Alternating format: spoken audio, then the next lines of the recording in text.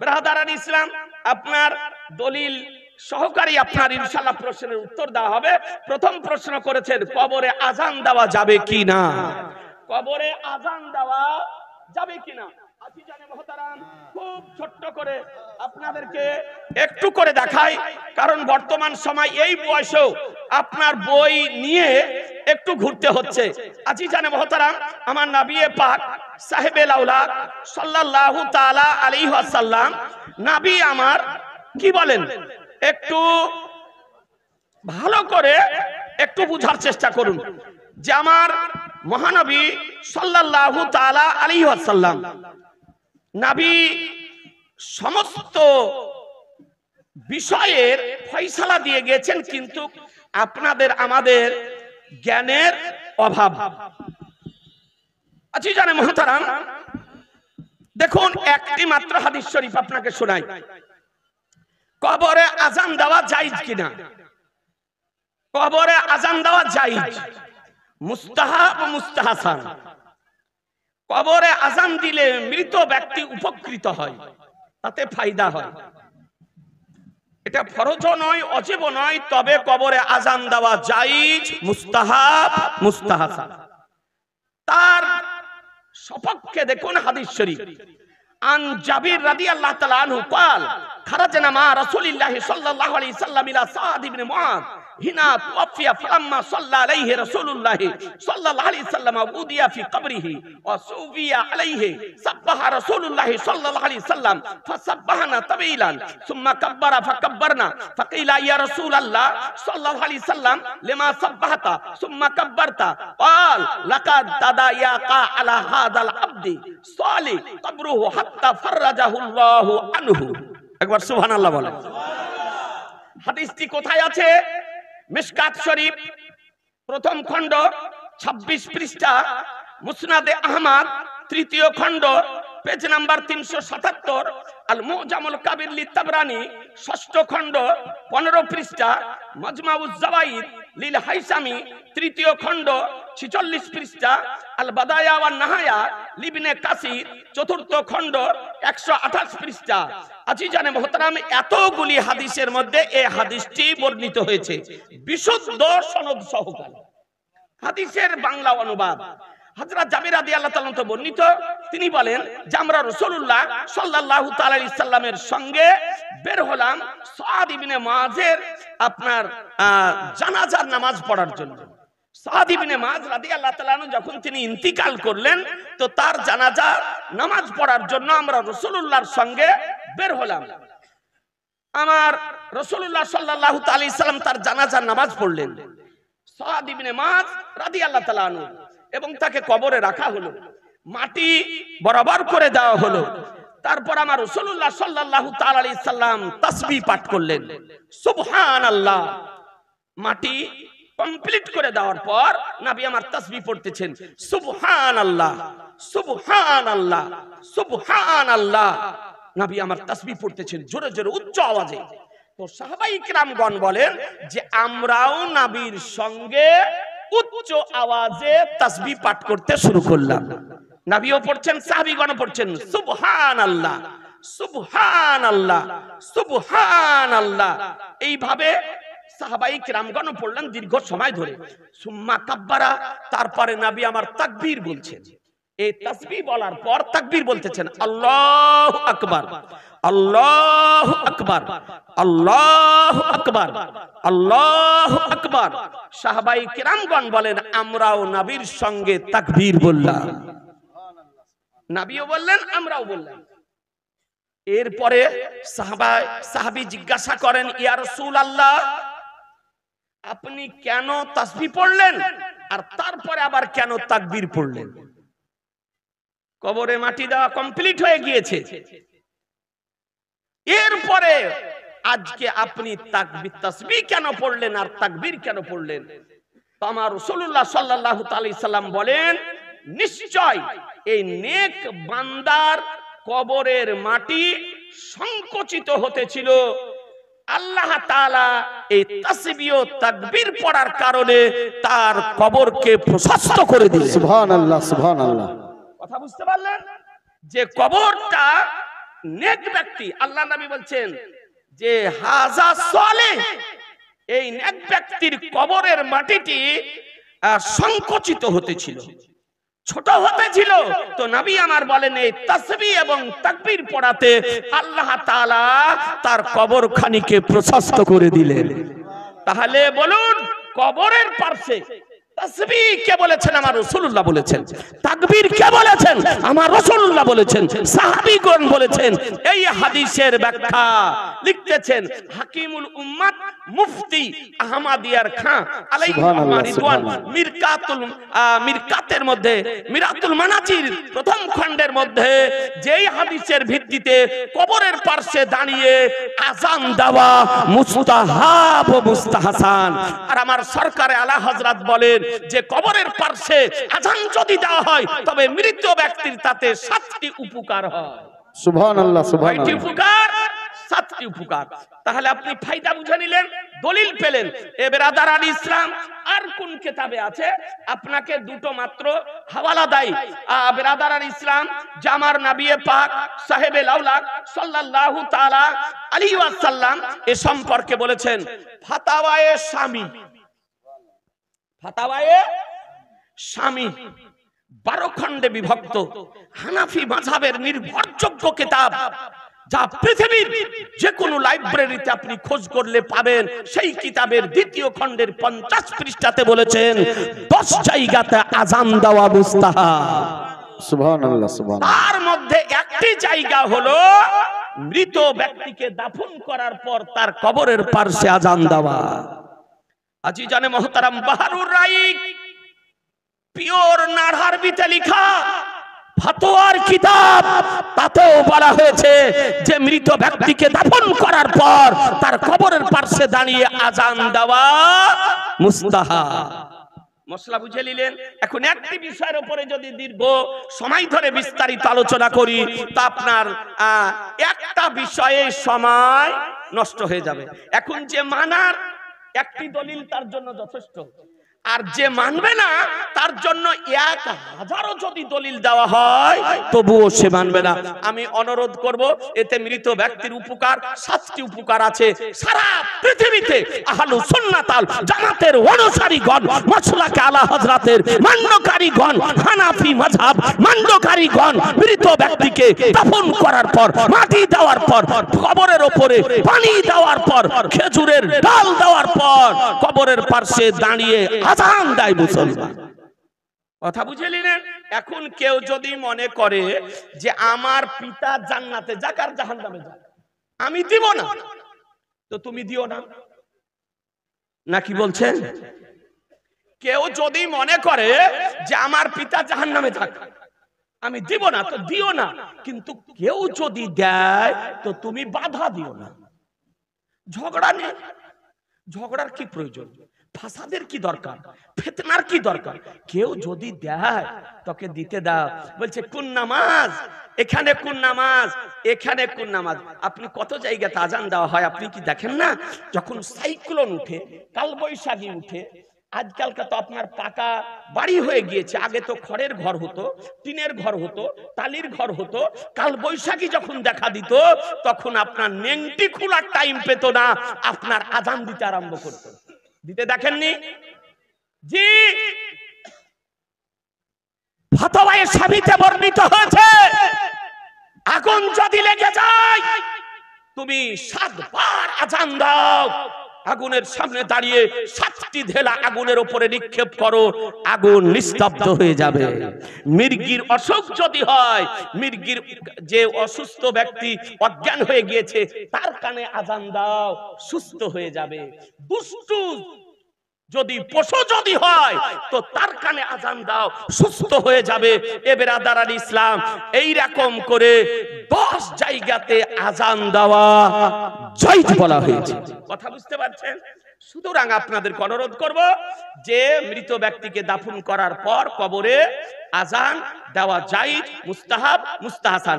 আজ পর্যন্ত কোন ভ্রান্ত মতবাদ পোষণকারীগণ, দেওবন্দি বলেন, তাবলিগি বলেন, জামাতি বলেন, লামাযহাবি বলেন, আহলে হাদিস বলেন, আর আপনি শিয়া বলেন, কোন ব্যক্তি দলিলের আলোকে কবরের পাশে দাঁড়িয়ে আজান দেওয়াকে নাজায়েজ প্রমাণ করতে পারেনি। কিয়ামতের পূর্ব পর্যন্ত আকাশের নিচে জমিনের উপরে নাজায়েজ প্রমাণ করা সম্ভব হবে না, হবে না, হবে না। কোরআন বলল, মা তাকুমুর রাসূল ফাখুযুহু ওয়া মান হাকুমানু ফামতাহু, রাসূল যা প্রদান করেন তা গ্রহণ করে নাও, তিনি যা বারণ করেন তা থেকে বিরত থাকো। দ্বিতীয় আজিজানে মুহতারাম, দ্বিতীয় প্রশ্ন, সবে বারাতে হালুয়া রুটি খাওয়া যাবে কিনা? কাগজটা ধরো, তুমি বলো। সবে বারাতে হালুয়া রুটি খাওয়া যাবে কিনা? আজিজানে মুহতারাম, তো হালুয়া, আচ্ছা বলেন তো, হালুয়াটা ভালো জিনিস না খারাপ জিনিস? জি, হালুয়াটা কি ভালো জিনিস না? আচ্ছা, আপনাকে একটা হাদিস শরীফ দেখাই। ব্রাদার আর ইসলাম, হালুয়া খাওয়াটা কি? হালুয়া খাওয়া শরীয়তে এবং হাদিস কোরআনে আপনার আছে না নাই? আপনাকে ছোট্ট করে একটু দেখাই। আমার নবী পাক সাহেবে লাউলাদ সাল্লাল্লাহু তাআলা আলাইহি ওয়াসাল্লাম এই সম্পর্কে কি বলেছেন, একটু ছোট্ট করে আপনাকে একটু দাঁড়ান, কারণ বিভিন্ন জায়গাতে বিভিন্ন বিষয় আপনার একটু লেখা আছে।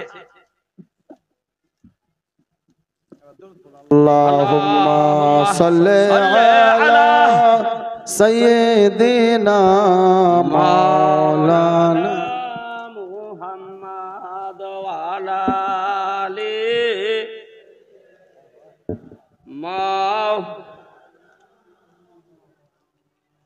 আল্লাহুম্মা সাল্লি আলা সাইয়্যিদিনা মাওলানা মুহাম্মাদ ওয়া আলা আলি সাইয়্যিদিনা সাল্লাল্লাহু তাআলা আলাইহি ওয়াসাল্লাম।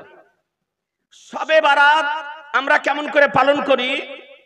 যে শবে বারাতের 14 তারিখ এবং 15 তারিখ আমরা রোজা রাখি। আমাদের মা বোনেরা রোজা রাখেন, রাখেন না? আর কি করা হয়, যে 14 তারিখ দিবাগত রাত্রি আমরা জাগরণ করে ইবাদত করি। কথা বুঝতে পারলেন? রাত্রি জাগরণ করে ইবাদত করি। বাংলাদেশের একটা ভুইফোড় বক্তা বেরিয়েছে, নাম আপনার বলতে চাই না, সোশ্যাল মিডিয়ায় খুব ভাইরাল হচ্ছে। ওর বিরুদ্ধে 100টার উপরে কেস হয়েছিল বাংলাদেশে। আপনার শেষ পর্যন্ত সোশ্যাল মিডিয়ার সামনে এসে বাধ্য হয়ে স্বীকার করলো যে আমার বক্তৃতা রাখতে গিয়ে স্লিপ করে গিয়েছে, এই রকম ভাষাটা আমার ব্যবহার না করা উচিত ছিল, কিন্তু আমার ভাষাটা ব্যবহার করা হয়ে গিয়েছে। যে রাত্রি মসজিদে রাত্রি জাগরণ করে ইবাদত করার চাইতে একজন ব্যক্তির পতিতালয়ে, বেশ্যালয়ে একজন বেশ্যা মেয়ের নিকটে গিয়ে রাত্রি অতিবাহিত করা ভালো। নাউজুবিল্লাহ। এ হচ্ছে ওয়াহাবির জাত, এ হচ্ছে ওয়াহাবির জাত, ইহুদি খ্রিস্টানদের প্রচারক। আমি বলবো, কোন যুবক, কোন জওয়ান, কোন ইয়ং, কোন ভাই ভুলবশত যদি ওয়াহাবিতে গিয়ে থাকেন, আপনি ফিরে আসুন, আপনাকে দাওয়াত দিতেছি। মুক্তি যদি পেতে চান ফিরে আসেন, জাহান্নামের আগুন থেকে যদি বাঁচতে চান ফিরে আসেন। আজিজানে মুহতারাম, প্রথমে দেখায় শবে বারাতে রাত্রিতে ইবাদত করা যাবে কিনা। এই যে বলতেছে যে মসজিদে ইবাদত করা অপেক্ষা পতিতালয়ে রাত্রি যাপন করা ভালো, এটা মুসলমানের কথা গো, কথা বলছেন না? যে ওকে দেশে পেলে ওকে চা পান খাওয়াবেন না, ওকে কোথায় পাঠাবেন? জি, ভাষাটা দেখেন না। আমরা এক একটা ভাষা বললে বলো সুন্নি মৌলবীরা গালি দেয়, সুন্নি মৌলবীরা গালি দেয়। আর তুমি খোদার ঘরে ইবাদত করাকে পতিতালয়ে পাঠানোর চেয়ে নিকৃষ্ট বললে এটা গালি হলো না? নিকৃষ্ট ভাষা হলো না? জঘন্য ভাষা হলো না? অশালীন ভাষা হলো না? কত ঘৃণিত ভাষা ব্যবহার করতেছে। তো বেরাদার আল ইসলাম, রাত্রিতে ইবাদত তের হাদিস শরীফ আছে না নাই? আপনাকে একটা হাদিস শরীফ দেখিয়ে দিই, তারপরে আপনাকে দেখাতেছি হালুয়া খাবার হাদিসটি। আমার রহমতুল লিল আলামিন পয়গম্বর দুনু জাহানের মালিক ও মুখতার সাল্লাল্লাহু তাআলা আলাইহি ওয়াসাল্লাম পয়গম্বর আমার বলেন, একটি মাত্র হাদিসে কারিমা আপনাদেরকে শোনাই। আজিজানে মুহতারাম, عن معاوية ابن عبد الله ابن جعفر عن أبيه عن علي بن أبي طالب قال قال رسول الله صلى الله عليه وسلم إذا كانت ليلة النصف من شعبان فقوموا ليلها وصوموا نهارها فإن الله ينزل فيها لغروب الشمس إلى السماء الدنيا فيقول ألا من مستغفر لي فأغفر له ألا مسترزق فأرزقه ألا مبتلا فأعافيه على كذا على كذا حتى يطلع الفجر। সুবহানাল্লাহ বলেন, জোরে বলেন সুবহানাল্লাহ। হাদিসটি কোথায় আছে? ইবনে মাজাহ কিতাবুস সালাত হাদিস number 1388, page number 198, print Darus Salam Riyad, Saudi আরব। হাদিসের রাবি হযরত আলী রাদিয়াল্লাহু তাআলা হতে বর্ণিত, তিনি বর্ণনা করেন যে রাসূলুল্লাহ সাল্লাল্লাহু আলাইহি সাল্লাম বলেন, যখন শাবান চাঁদের 15 তারিখে রাত্রি হবে, অর্থাৎ 14 তারিখ দিবাগত রাত্রি হবে, তো সেই রাত্রিতে তোমরা ইবাদত করো। সুবহানাল্লাহ বলবেন না? ফাকুমু লাইলাহা, এই রাত্রিতে তোমরা কিয়াম করো, অর্থাৎ ইবাদত করো, এবং দিনে রোজা রাখো। তাহলে রাত্রিতে ইবাদত করার কথা কে বলেছেন? আমার রাসূলুল্লাহ। দিনে রোজা রাখার কথা কে বলেছেন? আমার রাসূলুল্লাহ। এ বেরাদারান ইসলাম, এরপরে বলেন, কেননা আল্লাহ তাআলা এই রাত্রিতে সূর্য অস্তমিত হওয়ার সঙ্গে সঙ্গে প্রথম আকাশের দিকে রহমতের দৃষ্টি আপনার নিক্ষেপ করেন এবং বলেন, কে আছো ক্ষমা প্রার্থনাকারী, যে আমি তাকে ক্ষমা করব। কোন ব্যক্তি আছো রুজি অন্বেষণকারী, আমি তাকে রুজি দেব। কোন ব্যক্তি বিপদগ্রস্ত আছো, আমি তাকে বিপদ মুক্ত করব। এইভাবে আল্লাহ তাআলা সকাল পর্যন্ত বলেন। তাহলে বোঝা গেল এই রাত্রিটি হলো ইবাদতের রাত্রি, আরাধনার রাত্রি, সাধনার রাত্রি, রুজি অন্বেষণ করার রাত্রি, ক্ষমা প্রার্থনা করার রাত্রি, তওবা ইস্তিগফার পড়ার রাত্রি। এই 14 আমরা 14 তারিখ দিবাগত শবে বরাতের রাত্রিটি জাগরণ করে ইবাদত করি মুসলমান। আর ইবাদত করতে কে বলেছেন? আমার রাসূলুল্লাহ সাল্লাল্লাহু আলাইহি ওয়াসাল্লাম। এর সম্পর্কে 3টি হাদিস শরীফ আপনার বর্ণিত হয়েছে। এবার আমরা এই দিনে হালুয়াটা খাই না, কি বলছেন? আমরা ফরজ মনে করে খাই না, আর ওয়াজিব মনে করে খাই না। এখন আল্লাহ আমাদের নসিবে হালুয়া রেখেছেন, কারণ বহু কোয়ালিটির হালুয়া হয়। আপনারা যদিও ঝাড়খণ্ডের মানুষ, বহু রকমের হালুয়া হয়। আমাদের মুর্শিদাবাদেও হয়। পেঁপের হালুয়া হয়, কুমড়োর হালুয়া হয়, গাজরের হালুয়া হয়, ছোলার হালুয়া হয়, ডিমের হালুয়া হয়, ময়দার হালুয়া হয়, সুজির হালুয়া হয়, আরো অনেক কিছুর হালুয়া হয়। এই হালুয়াটা ভালো না খারাপ? খেতে ভালো লাগে না? লাগে না? লাগে। আমরা খাই, মাঝে মধ্যেই খাই। রমজান মাসে করে খাই, শবে বারাতে করে খাই, অতিথি বাড়ি আসলে করি, কুরখানি কোরআন খানি কালেমা খানি হলে আমরা করি। আমাদের মা বোনেরা করতেও জানে, আর আমরা খেতেও জানি। ওদের মা বোনেরা জীবনে চোখে দেখেনি, করতে জানে না, কিন্তু করা খেতে জানে। ওকে যদি হালুয়া যদি দেন, চোখ বুঝে আপনার খাবে গো। জি, ওর ফাতোয়া ভুলে যায়, মশলা ভুলে যায়, যে ওর গুরু ফাতোয়া দিয়েছে হারামের, আর ও আপনার হালুয়া খেতেছে।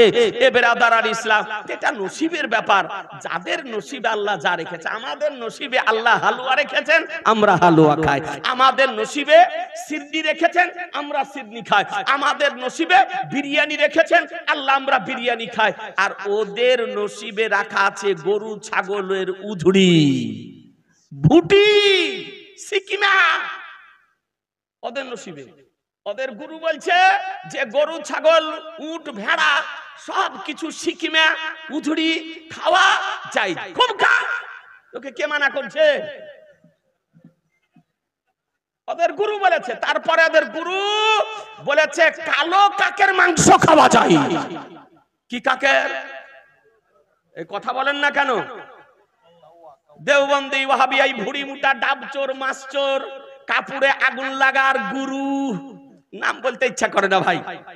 জি, আমাদের একটা মুফতি ওর টুটি ধরে বুঝেছেন, ওকে বুক পাড়া দিয়ে পড়েছে। জি, ওর নাম হলো মুফতি জাহাঙ্গীর। ও আপনার বুক পাড়া দিয়ে পড়েছে। আপনার বলে তুমি চালাও, তোমার পিছনে আমরা আছি। আলহামদুলিল্লাহ, স্নেহাশিস এদের জন্য দোয়া করি, আল্লাহ তাআলা এদেরকে দীর্ঘায়ু দান করুক। এরা ভবিষ্যতে আপনার। জি, তি ভুড়ি মুটা দের গুরু রশিদ আহমদ গাঙ্গুহি ফতোয়ায়ে রাশিদিয়াতে লিখতেছে, ওকে জিজ্ঞাসা করতেছে যে কালো কাকের মাংস খাওয়া চলবে কিনা। কাক বুঝেন না? কোন কোন দেশে আবার কাউয়া বলে। কাউয়া, কালো কাক, কা কা কা বলে, হ্যাঁ কোরিয়া। জি, ফসল বললে আপনার ফসল উপড়ে ফেলে। আদিবাসীতেও খাই না তো ওদের ওই বুড়ি মুটা ডাবচোরের গুরু লিখতেছে যে जिस जगह में जाके मारूफा की गोश्त खाने को नाजायज समझते हैं वहां खाने में सवाब लिखा है। বলে যে দেশে, যে জায়গাতে, যে স্থানে কালো কাকের মাংস খাওয়াকে নাজায়েজ মনে করে সেখানে ওর মাংস খেলে সওয়াব হবে। খা, আদিবাসীতে খাই না কালো কাকের মাংস খা। নতুন জামাই যদি বাড়ি আসে, পোল্ট্রি আনার দরকার নাই, দেশি খোঁজার দরকার নাই, কালো কাক ধরার জবাই করে খাওয়া। ওর নসিবে লেখা আছে কালো কাকের মাংস। ওর নসিবে লেখা আছে হুলি দেওয়ালির পূজার প্রসাদ। ওর গুরু লিখতেছে, ওকে জিজ্ঞাসা করতেছে ইমাম হাসান ও হুসাইনের নামে পানি যদি পান করানো হয়, শরবত যদি পান করানো হয়, দহি যদি পান করানো হয়, সাবিল যদি লাগানো হয় তো ও খাওয়া জায়েজ না না জায়েজ? তো বলছে খানা না জায়েজ হ্যায়। ইমাম হুসাইনের নামের জন্য সব না জায়েজ। সবে বারাত, মুহররমে ওই যে পানি, দুধ, শরবত আপনি পান করাবেন তো বলছে না জায়েজ। তারপরে জিজ্ঞাসা করছে যে মালিক যদি হিন্দু হয় আর চাকর যদি মুসলমান হয় আর হুলি দেওয়ালির সময় যদি তার মালিক যদি ওই প্রসাদ যদি দিয়ে পাঠায় তো প্রসাদ খেতে পাবে কিনা? তো ওখানে জায়েজ হ্যায়, প্রসাদ খাওয়া জায়েজ।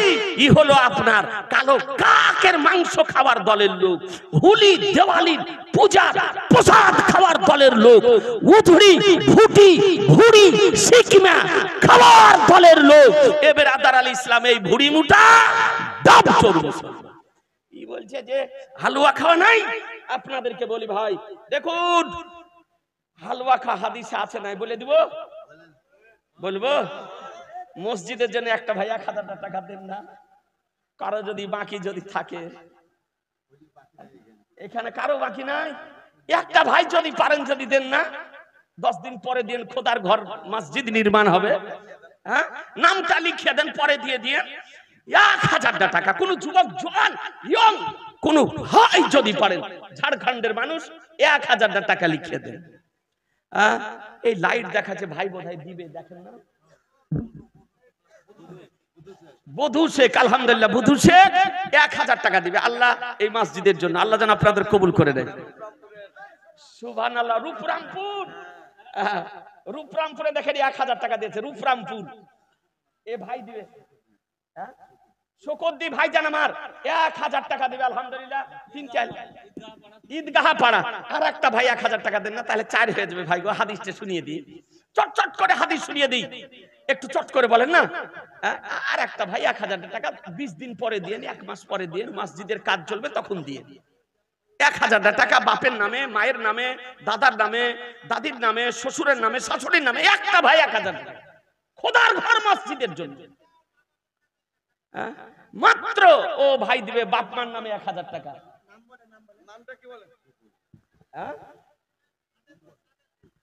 সাদেকুল 1000 টাকা দিয়েছে। সুবহানাল্লাহ, নারায়ে তাকবীর, নারায়ে রিসালাত, মসলা কালা হযরত 1000 টাকার টাকা।